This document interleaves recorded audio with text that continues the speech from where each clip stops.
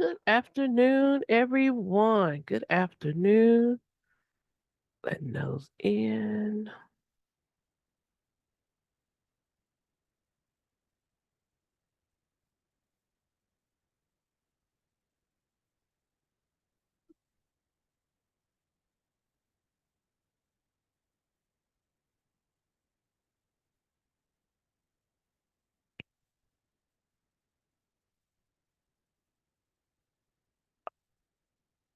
Well, it is 1 o'clock by my computer. Well, happy GT Tuesday to everyone. I hope everyone is doing well, rested, ready to roll. So, thank you. I am glad to be back. I am glad to be back, and we are rolling. We are rolling.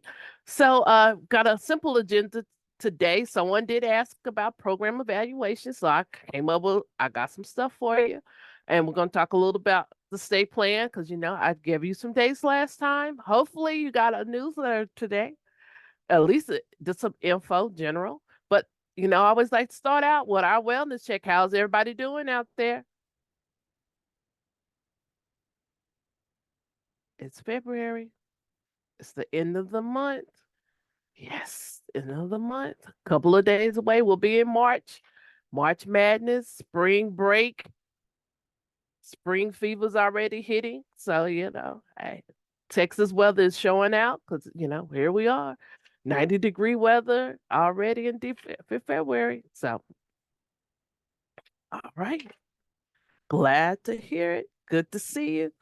All right. So as we get into it, we're looking for those students who performs at or shows the potential for performing at remarkably high levels of accomplishment when compared to the others of same age, experience, or environment, and who exhibits high performance capability in the intellectual, creative, or artistic area, or they have possessed an unusual am I screen share? I thank you. Someone is always pointing. I thought I was screen sharing. And here we go.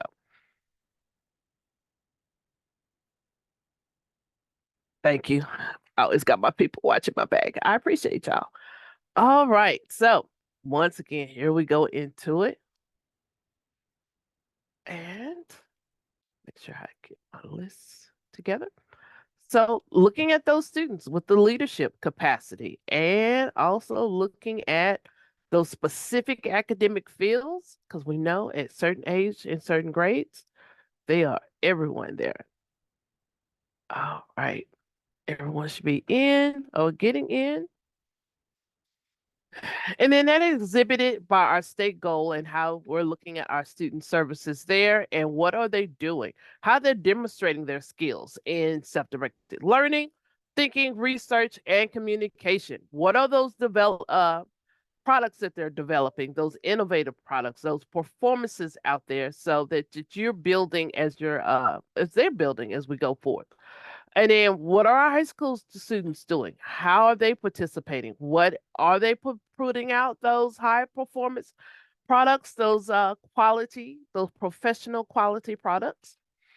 So really getting into that. So those are some of the things, just our state goals.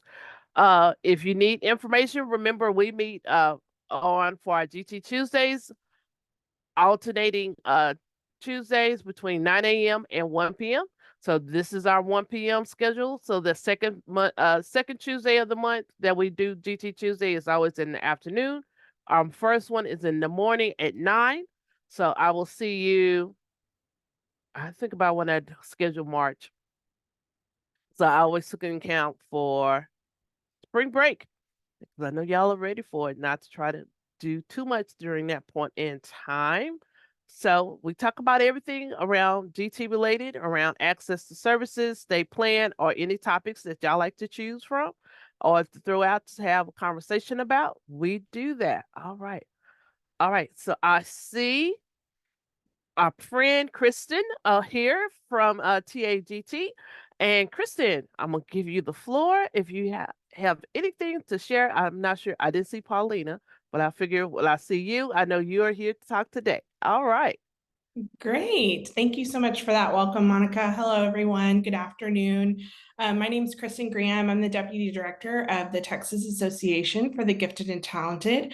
We are your professional home. So all of you who are in charge of serving gifted and talented students, identifying students, making decisions around programming, or really anything related to gifted and talented in your school district, we are the home for you to help provide resources, connection, and empowerment so that you can go out and do your best work to support gifted and talented students.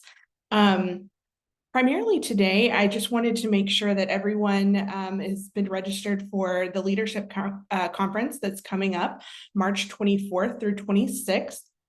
So coming up just a month from now, we'll be in Spring, Texas, which is just north of Houston. This conference is the perfect opportunity for you to join with other decision makers, leaders, in your from across the state of Texas to really come together for this one event a year that is unique to your role. Everyone there will be looking for the same types of resources, having similar conversations, problem solving, all around these topics that are the challenges and opportunities that you all face every day. As a former GT coordinator, this was one of my favorite events of the year, just to learn new things, to be reminded of things, but also to connect with additional folks who are going through the same thing. So I could come back and say, hey, oh, I'm gonna call Linda this week and see if she's made any progress on this thing that we were talking about, or I'm going to connect with Blake around that resource that he mentioned, and just really grow that support system that you have, because we all know that sometimes serving in the area of gifted and talented can sometimes feel a little lonely. And so Monica has provided a great space here frequently for you all to gather as well and get information and connect with each other too.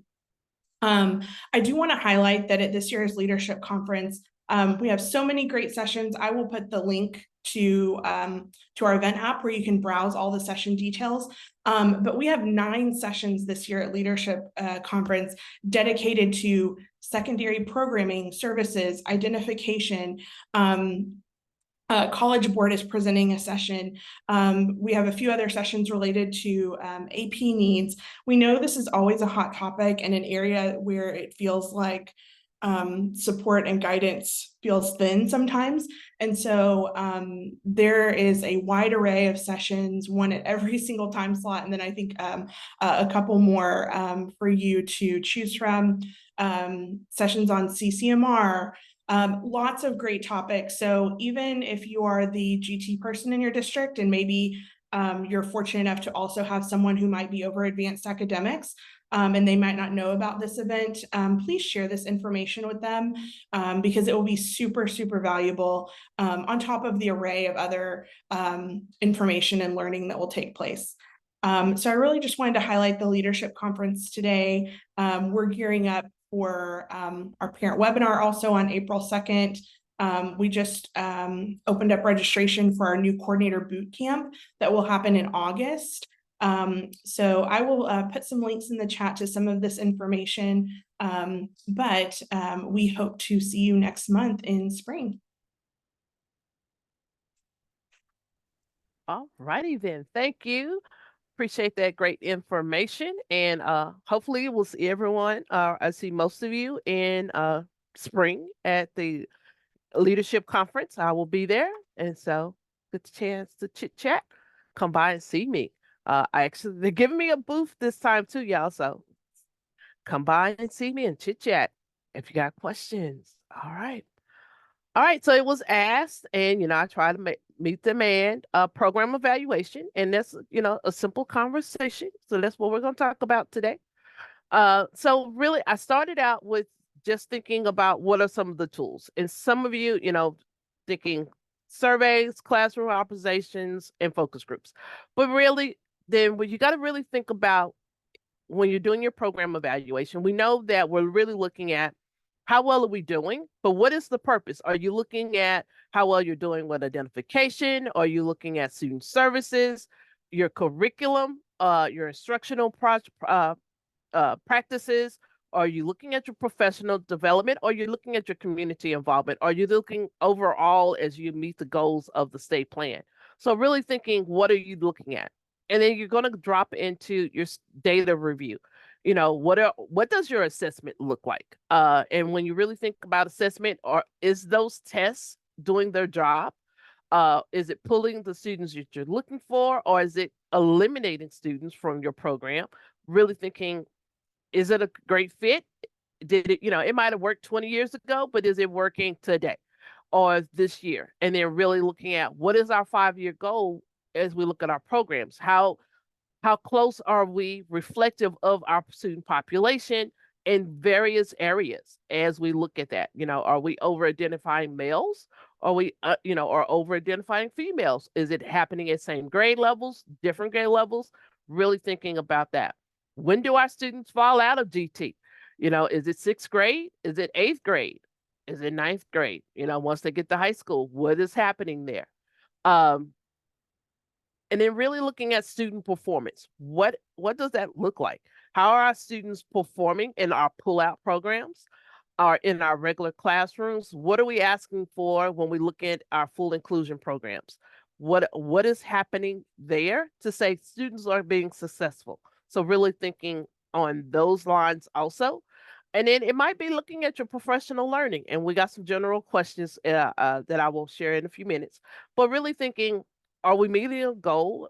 How is that working? Is our professional learning opportunities meeting our teachers' needs? Do we need to change up? Do we need to ask for something different? What are we looking for out there? And then your student enrollment, as I mentioned earlier, when are students exiting? When are they, is there a certain teacher that everyone wants to, 4th grade, 3rd grade, 5th grade, they all start falling apart. It's like, nope, something's not right. And they want to do a furlough, take an exit, do something as they look at that. And then it might be just teacher performance. I know that's a hard part, but you got to work with your partners, those administrators, when you're talking about educators who are there. Because we all know, everyone's standard for a GT teacher is totally different. We got those who choose to select GT educators who are at the cream of the crop, who are doing the best that they can and love students and know the full gamut of a GT kid and work for that. Then we got those who are challenged in any field that they may be in, but they get GT because you know, they figure our little babies, as you have heard before, they can get it for themselves. Even though I don't, we're the only group that has the only opportunity to self-teach ourselves. But so interesting, but that's how that rolls. But then really thinking about who are you who are you asking to look at your data, look to be involved in these conversations? Are you looking at students, teachers, or parents, or all of the above, administrators? So, it might be when you have those focus groups, those interest meetings, to have those conversations. So that's just a little general on the front end. But then as you think about it, I just came up, these are some questions framed around our state plan, really thinking about each area of each section of the state plan and some general questions to ask. And really thinking about what does it look like. And, some of them are very baseline, and then some of them, kind of get you really thinking about, are we in compliance? And, baseline question, are we offering GT at every grade level? Because, I always hear, I got some who are starting at 3rd grade, I got some who are starting at 2nd, some are starting at pre-K. And it's like, we are only a kindergarten through 12th grade program. Some of you stop at 5th grade, some of you go beyond. So what does it look like when you do your whole gamut of your programs? And why are you not serving at a certain grade level? Is it administrative belief? So, really thinking about some of those things that are going on. And then how are you making sure that you are in compliance and looking at the state plan and moving forward? And what parts are there? And then when we're looking at our programs, what is our annual review and evaluation? How often do we do it? What are we looking for? Do we have set goals on our district improvement plan or our campus improvement plans? What are those certain things? Are we assessing our growth? What are we really looking for? What are we trying to go? And then what are those, if you're evaluating, how does that impact on the flip side of the revisions that you're doing? And then how are you going about those things? So that's fidelity of services, just some questions to think about. As you know, I will make sure you get a copy of these slides in this deck once it is totally ADA compliant. And so you will have that. And then when we think about assessment, and then are you assessing all of your students? Or is there an opportunity? What does that look like? Does everyone know what the windows are for your referral process? Or when things happen, is it all year long? What does that look like? When are you identifying your students? So, and then when do you start services? Really thinking about that. And then looking at your assessments and in your identification process. Is it equitable for all students? Do you do norm referencing? Do you do local norms? What are you looking at as you go through? Or is there an opportunity for that? Who's doing the testing? When you really think about it, who's trained, who's not, how well is it being facilitated as you walk into the process? How close are you in your reflection of your populations? And then what are your criteria for placement to support the diversity? Really thinking about that as you go in. And then when you think about your bilingual students, your special ed students, and our dyslexic students, what are we accommodating? What are our accommodations? What are available out there? Have we talked to our vendors about timing? Have we talked about what is the, color coding? What is verbal? What is nonverbal? Do we have our instructions communicated in different languages to provide that, or are the tests available in different languages? So really thinking about what are some of those things. And a lot of this, when you really think about a program evaluation, these are very high level just conversation pieces that get deeper. So you probably will start with thinking high level, then what are the questions that follow in? And then build your evaluation on that as you look at your programs. Some of them is, it's still good to be high level and just moving through that process of looking at that. And then what are your goals? Where do you want to go as we go into this? And I'm just going to make sure I'm following the chat. All right. Okay.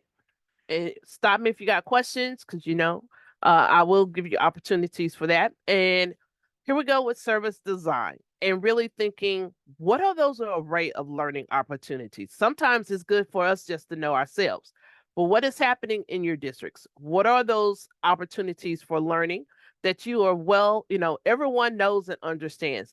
Even though I worked in the Lawrence district when I was as a district coordinator, as a GT specialist, and also as a teacher, it's very, a aha awakening that a lot of people still did not know what our services were at different levels. And so it's like everyone at elementary probably knows because they know that teachers floating around pulling out kids. But when you get to the secondary level, people don't realize that these are the options that we have available. So really thinking about what are those options. What are your enrichment activities that you're providing for students, during the school day, outside the school day, summer activities? What are those enrichment activities that are building your student body for your gifted students? Then we think about our advanced courses and what are those? How do we define those? Are they all your honors programs or their college board programs? What else is falling into your advanced courses that you have defined as a district? And what is the participation rate? How many kids are in these programs? How many are moving forward? Are we looking at our dropout rate? Are we looking at our graduation rates? those are all readily available in all of our programs. How are they doing in these courses? How many are taking?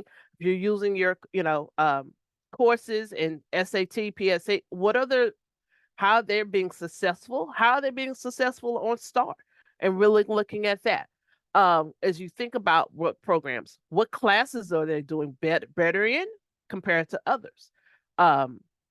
Really thinking about that. And then once again, how representative of your program of your other populations?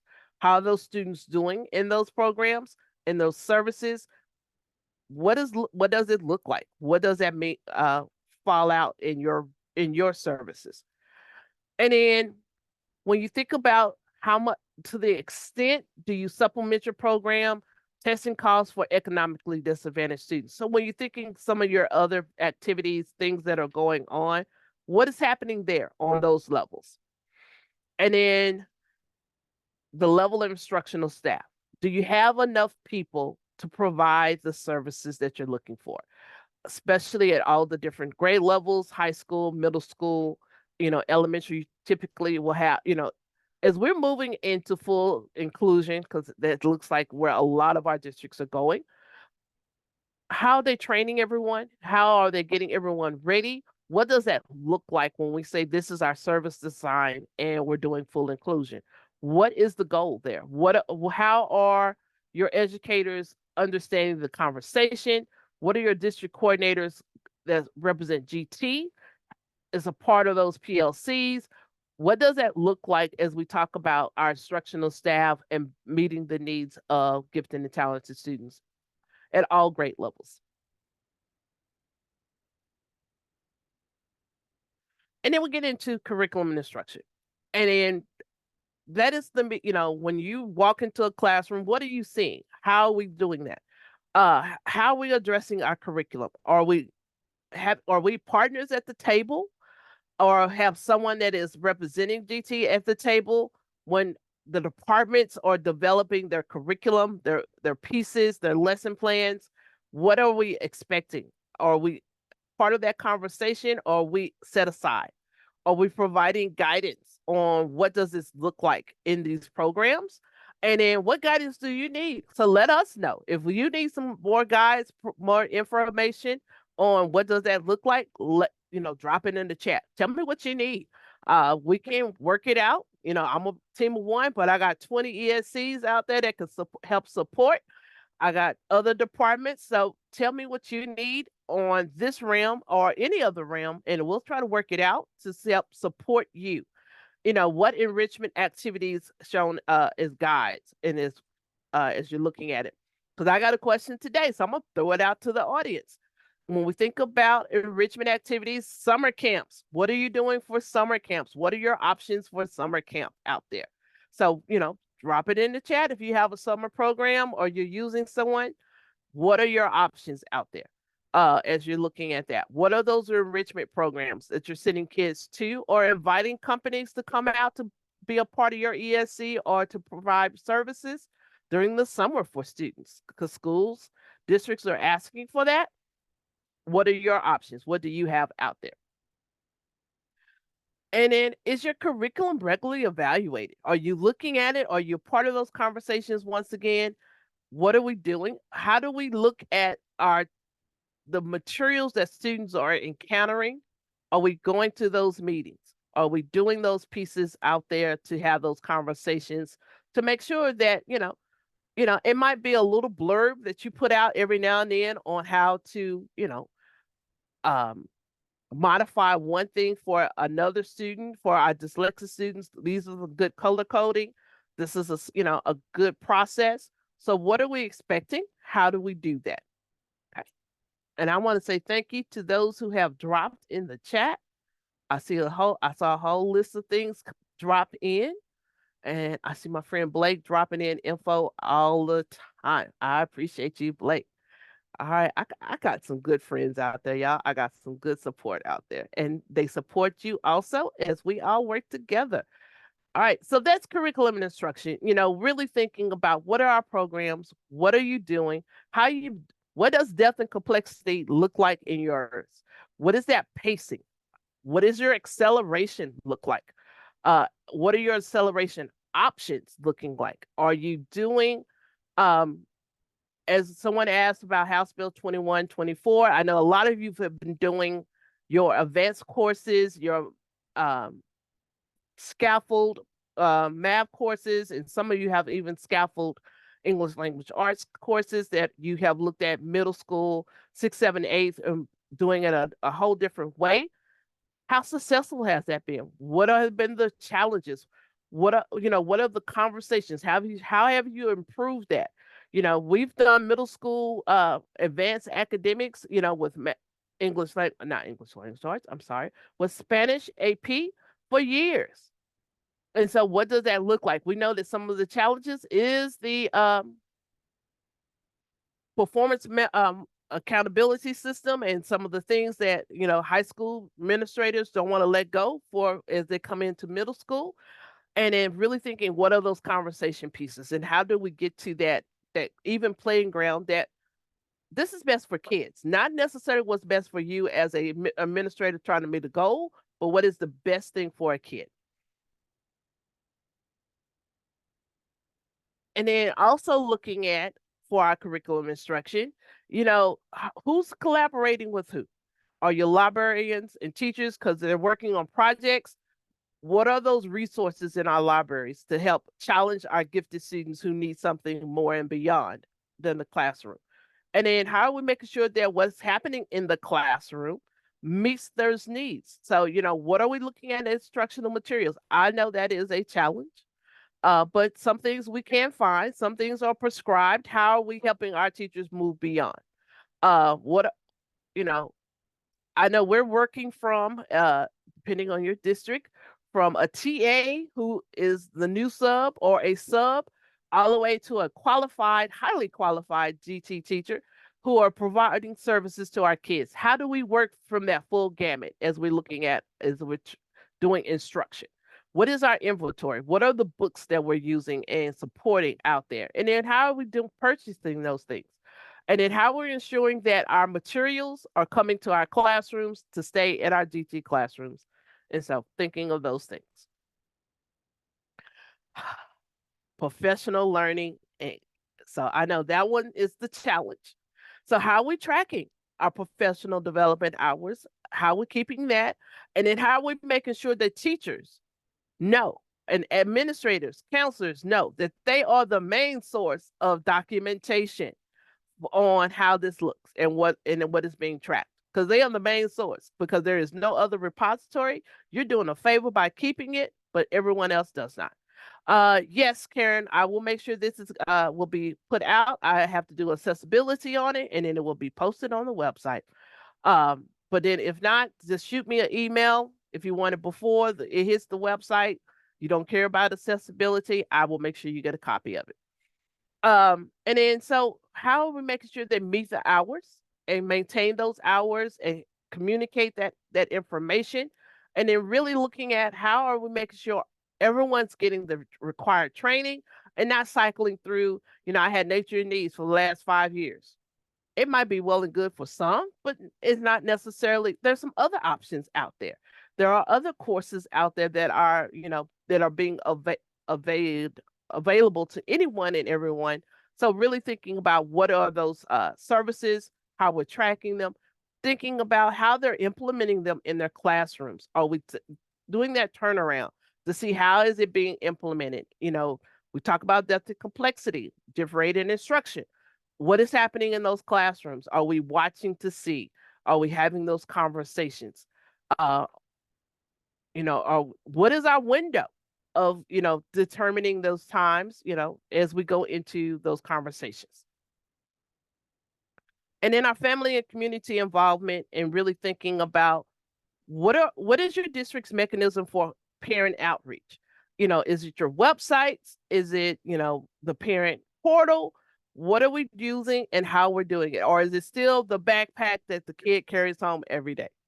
So, what are we thinking about? How do we communicate with our parents about our programs, about our options? How do they get to participate in talking about or answering questions about program evaluation? What's going on with their kid? What's going on in their classrooms? really thinking about the future of their children. You know, when I have conversations with a certain parents, I ask, do you know what's going to be available to them at high school as they're thinking acceleration? So they can have those conversations. Are you thinking what's happening in high school if you're advancing students at a certain grade level? What are those options? You know, as we're over the years, we've provided more options where those students have different things. You know, if you got a sixth grader, are we transporting them to the middle school or the high school? Really thinking about what math courses they're taking, what English language arts they're taking, or is it virtual classroom now? How are we availing ourselves to the virtual school network and using those systems out there that is available?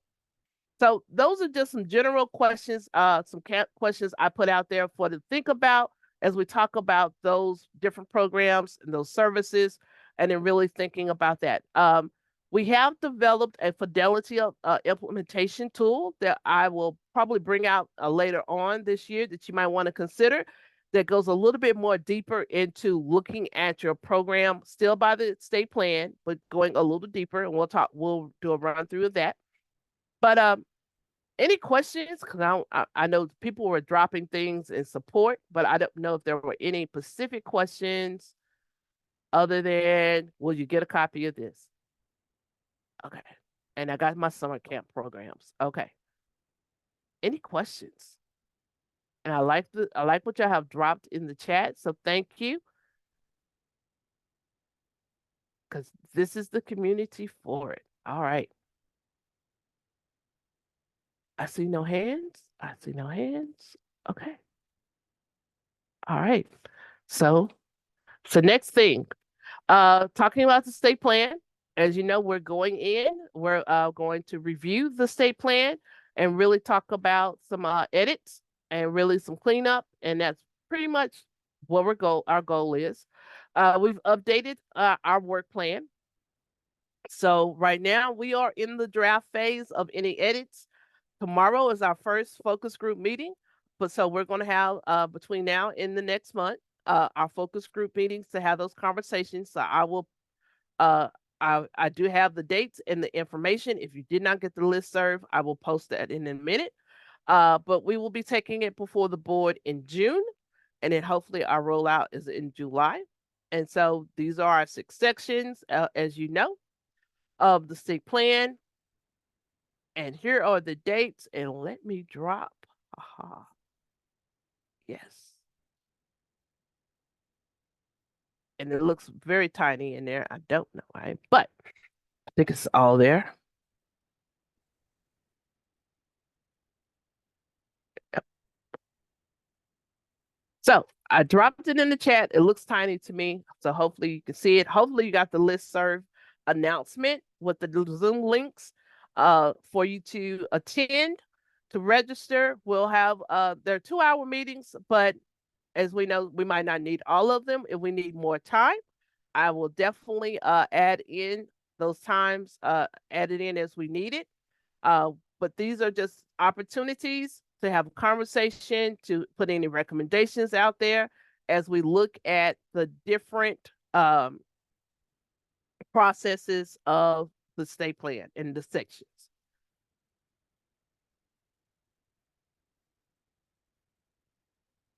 Was the state plan be for 24-25 implementation? That's a good question. Typically, we do a rollout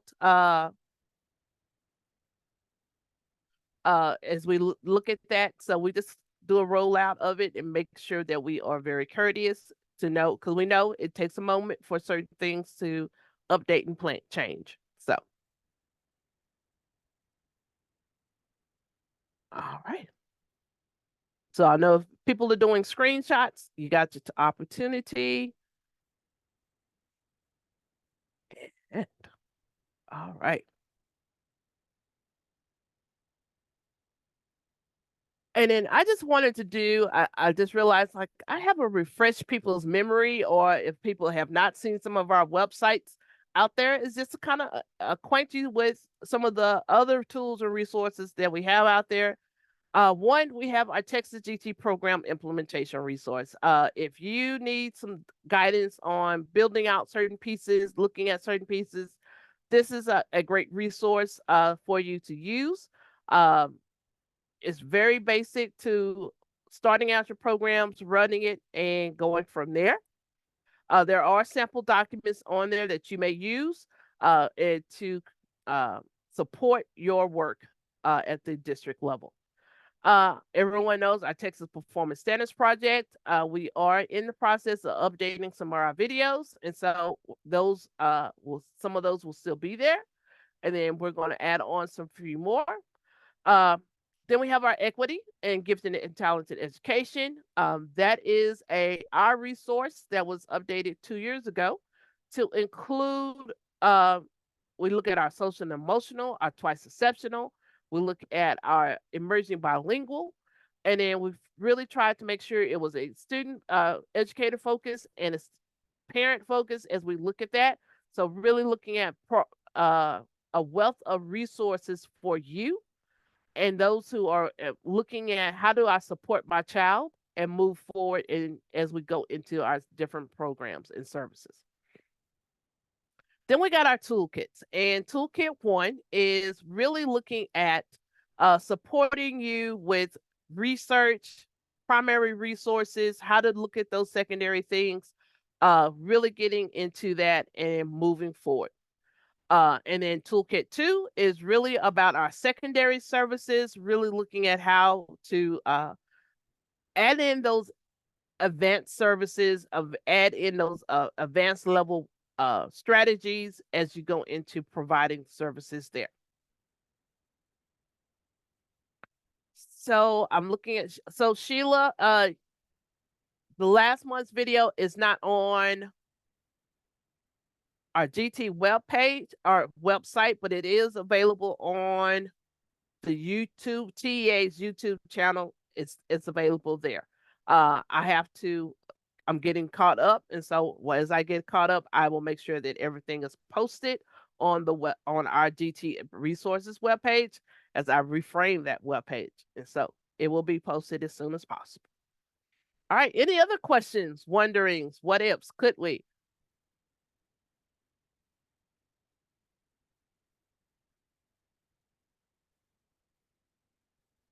Anyone want to share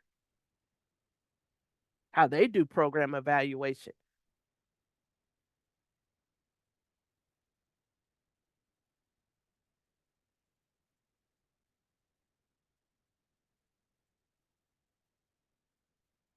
All quiet in the world.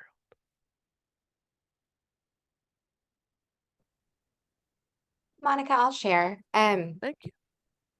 One of the things that we use our GT advisory group for, the committee that you have to have in fidelity of services, is to help us with this part of our work. So we have a 3-year cycle, a 3-year rotation where we do 2 sections each year.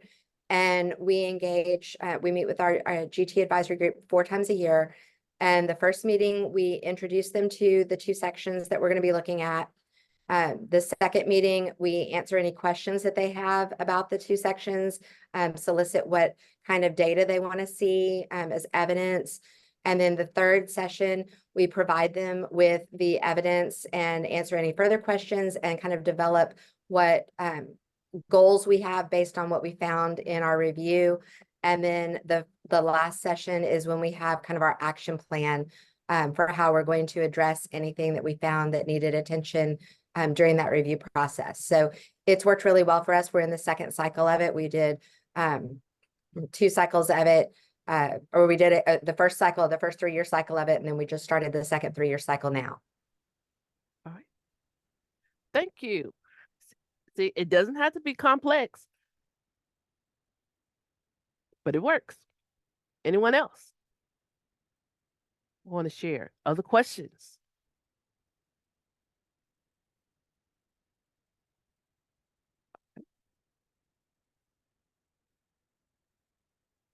All right.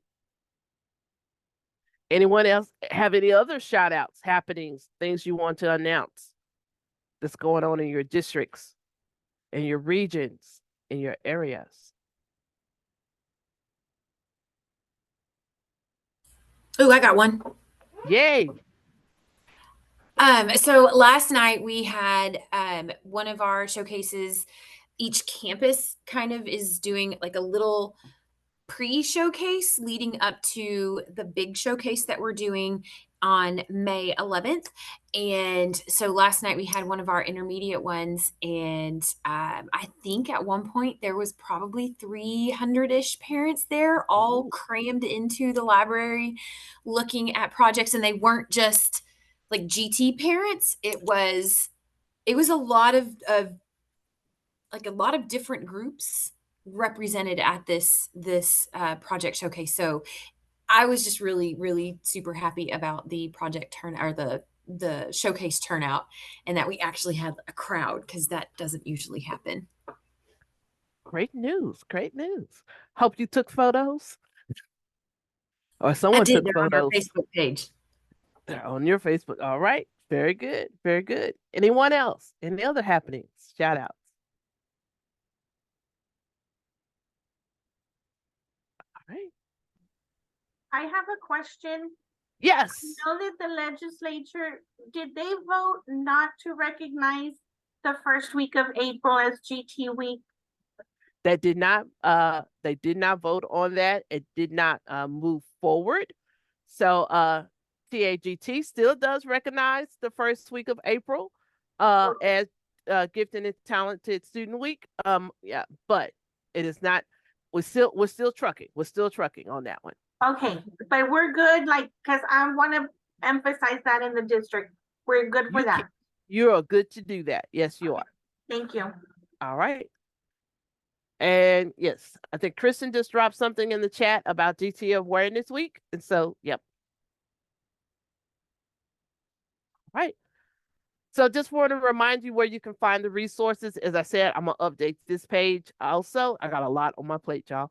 But as I get caught up back in the world. But here's the link if you need to find those resources, and they will be updated as soon as possible. Here is how you will just sign up for announcements.